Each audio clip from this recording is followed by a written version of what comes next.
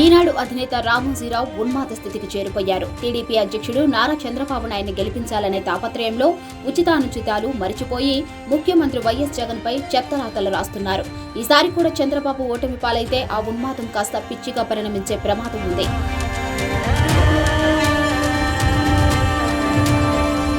రాష్ట్రంలో తడి, పొడి చెత్త సేకరణ వాహనాలకు వైకాపా రంగులున్నాయని ఈనాడు ఓ పిచ్చి వార్తను ఫోటో వేసి ప్రచురించింది. సార్వత్రిక ఎన్నికల నేపథ్యంలో పార్టీ రంగులను తొలగించాలని ఎన్నికల కమిషన్ ఆదేశాలు ఉన్నప్పటికీ విజయవాడ మున్సిపల్ కార్పొరేషన్ ఏమాత్రం పట్టించుకోవడం లేదని, యథేచ్ఛగా చెత్త సేకరణ వాహనాలు నగరంలో తిరుగుతున్నాయని రాసింది.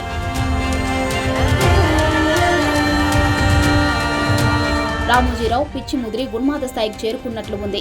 విశ్వవ్యాప్తంగా చెత్త సేకరణ వాహనాలకు అవే రంగులుంటాయనే విషయాన్ని ఉన్మాదం కారణంగా గుర్తించలేకపోయారు.